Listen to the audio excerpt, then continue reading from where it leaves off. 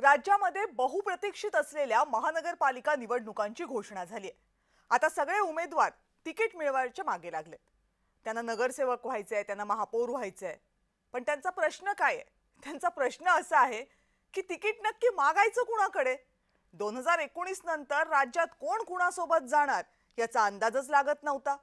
आता कोण कुणासोबत लढणार याचा अंदाज येत नाहीये आणि काय होणार याच्या पुढे हे निश्चित माहित नाहीये। मतदानाला बरोबर 1 महिना शिल्लक आहे आणि हा घोळ संपता संपत नाहीये। किमान महायुतीमध्ये या गोंधळावर चर्चा तरी सुरू झालेल्या आहेत। महापौर हा महायुतीचाच असेल असं महायुतीचे नेते किमान माध्यमांच्या कॅमेऱ्यासमोर तरी बोलतायत। पण महाविकास आघाडीचं काय? तिथं तेही नाही। महापालिकेमध्ये महाविकास आघाडी असणार की नाही याचा कुणालाही सध्या पत्ता नाहीये। जुलै महिन्यामध्ये उद्धव ठाकरे यांनी राज ठाकरेंचा हात हातात घेतला तेव्हापासून उघडपणे आघाडीतली बिघाडी सुरू झाली। दोन्ही ठाकरेंना एकत्र आणणारा मुद्दा होता मराठीचा।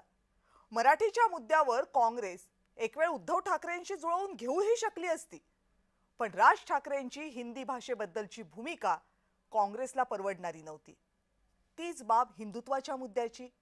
उद्धव ठाकरेंच्या हिंदुत्वाशी काँग्रेसनं तब्बल 6 वर्ष जुळवून घेतलं, पण राज ठाकरेंच्या आक्रमक हिंदुत्वाशी नातं जोडणं काँग्रेसला देश पातळीवर परवडणार नव्हतं। त्यामुळे ठिणग्या पडायला सुरुवात झाली।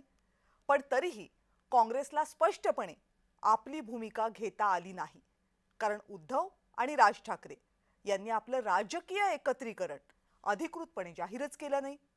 शिवाय यामध्ये काँग्रेसच्या अंतर्गत कुरबुरींचाही मुद्दा होता, कारण काँग्रेसच्या काही नेत्यांना राज ठाकरे सोबत हवे आहेत तर काहींना राज ठाकरे अजिबात सोबत नको आहेत। आता या सगळ्यामध्ये निवडणुकांची घोषणा झाली। दोन्ही भावांनी थेट जागा वाटपाच्या चर्चांना सुरुवात केली आहे। त्यामुळे काँग्रेसला एकटं लढण्याशिवाय पर्याय दिसत नाहीये। पण या सगळ्यामध्ये तिसरा पार्टनर शरद पवारांची राष्ट्रवादी काँग्रेस ती कुठे आहे? तो पक्ष तर या सगळ्यामध्ये जणू फक्त मार्गदर्शकाच्याच भूमिकेत आहे। महाविकास आघाडी कॉमन मिनिमम प्रोग्राम असं काहीतरी घेऊन जन्माला आली, पण आता महापालिका निवडणुकांना सामोरं जाताना त्यांच्याकडे प्रोग्राम सोडा पण एक कॉमन मुद्दा तरी आहे का हा कळीचा प्रश्न आहे। या सगळ्यावर चर्चा करणार आहोत, पण त्या अगोदर पाहूयात या सगळ्या संदर्भातला स्पेशल रिपोर्ट।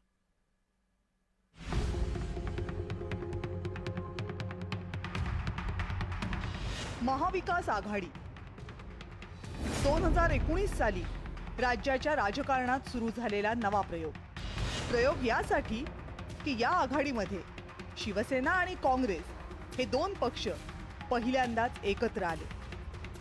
भाजपला सत्तेपासून दूर ठेवण्यासाठी एकत्र येतोय अशी कारणं वगैरे दिली गेली असली तरी खरं कारण हे स्वतःला सत्ता मिळावी हेच होतं आणि राजकारणात ते तसंच असतं सुद्धा। पण आता बरोबर 6 वर्षांनी महाविकास आघाडीची तब्येत दिवसागणिक नाजूक होत चालली आहे असं म्हणावं लागेल, कारण मुंबईसह ठाणे, कल्याण आणि डोंबिवलीमध्ये ठाकरे बंधूंची युती होणार हे जवळपास निश्चित असताना काँग्रेसनं मात्र स्वबळाचा सूर आळवलाय।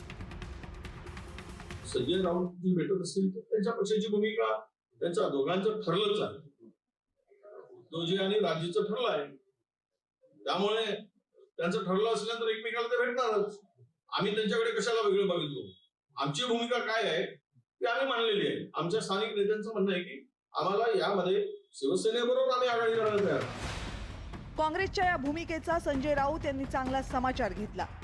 बिहार निवडणुकीनंतर काँग्रेसचा आत्मविश्वास वाढलाय असा टोला राऊतांनी लगावलाय। काँग्रेस या क्षणी सोबत आहे असं मला दिसत नाही। मी मला मागे म्हणालो की बिहारच्या निकालानंतर त्यांच्यामध्ये आत्मविश्वास वाढलेला आहे, ते मागे म्हणालो।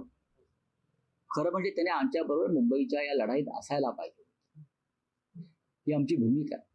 आम्ही त्यांच्या वरिष्ठांशी बोललोय, पण त्यांनी ती बाब स्थानिक पातळीवर सोडलेली आहे नेहमीप्रमाणे। जगातली कोणतीही युती असो किंवा आघाडी असो, ती त्या क्षणाची राजकीय गरज भागवण्यासाठीच केली जाते।